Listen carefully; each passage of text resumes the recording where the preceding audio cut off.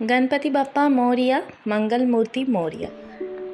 ঠিক যেমন কলকাতাতে দুর্গাপুজোর সময় ভক্তদের মধ্যে প্রচণ্ড উৎসাহ উদ্দীপনা লক্ষ্য করা যায়, সেই রকমভাবেই গণেশ উৎসবের সময় মহারাষ্ট্রের পুনেতেও কিন্তু প্রচুর মানুষ ভিড় করে এখানকার গণেশ ঠাকুরের বড় বড় প্যান্ডেলগুলি দেখতে আসে।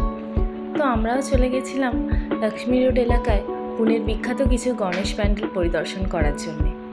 প্রথমেই আমরা গেছিলাম শ্রীমন্ত দগড়ুশেঠ হালওয়াই গণপতি প্যান্ডেল দর্শন করার জন্য। এবারে এনাদের এখানকার প্যান্ডেলের থিম হচ্ছে হিমাচল প্রদেশের জাটলি শিব মন্দির। ভীষণ সুন্দরভাবে মন্দিরটিকে এনারা প্যান্ডেলের মাধ্যমে ফুটিয়ে তুলেছেন।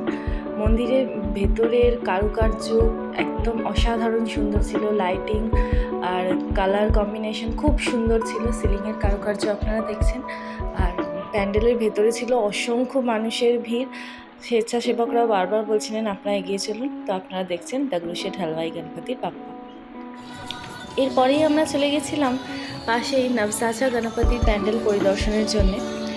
এটি বাবু হুতাত্মা গেনু মণ্ডল ট্রাস্টের অধীনের একটি প্যান্ডেল, এনারা পরিচালনা করেন। তো এবারে এনাদের এখানকার প্যান্ডেলের থিম হচ্ছে মাদুরাই মীনাক্ষী টেম্পল।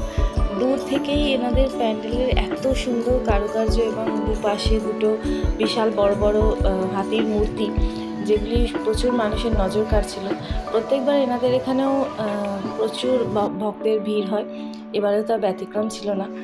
আপনারা দেখছেন প্যান্ডেলের ভেতরের কারুকার্য খুব সুন্দর, যে মূর্তিগুলি এখানে ফুটিয়ে তোলা হয়েছে প্যান্ডেলের দুপাশে, সেগুলি কিন্তু সত্যিই দেখতে খুবই ভালো লাগছিল। এছাড়াও লাইটিংয়ের কাজ বা কালার কম্বিনেশন এবং খুব সুন্দর ছিল, যেগুলি প্রচুর মানুষ কিন্তু ক্যামেরাবন্দি করছিলেন। এখানকার মূর্তি নবসাচা রূপ, অর্থাৎ one who ফুলফিলস all the wishes of his devotees. এখানে গণপতি নবসাচা রূপে আছেন, তিনি ভক্তদের সমস্ত ইচ্ছা পূর্ণ করেন।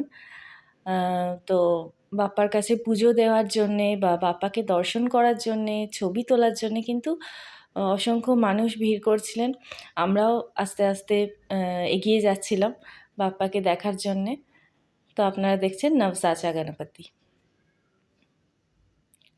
এরপরেই আমরা চলে গেছিলাম অখিল মান্ডাই মণ্ডলের গণপতি প্যান্ডেল পরিদর্শনের জন্য। পাশেই রয়েছে শারদা গজানন মন্দির। এখানকার যে ভাজি মান্ডাই অর্থাৎ সবজি মার্কেট আছে, সেখানকার ব্যবসায়ীরা মিলেই পুজোটি করে থাকেন।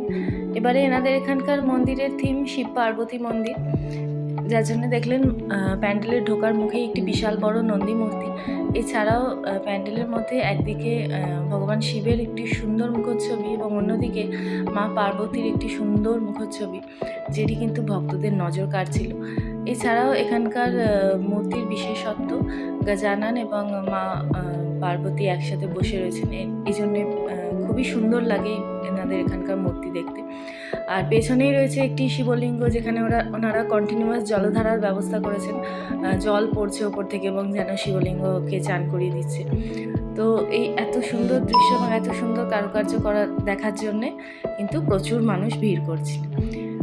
এরপরেই আমরা চলে গেছিলাম শ্রী জিলওয়া গণপতি দেখতে। আপনারা যদি এই অঞ্চলে গিয়ে থাকেন তাহলে কসবা গণপতি, তুলসীবাগ গণপতি এগুলোও দেখে আসতে পারেন।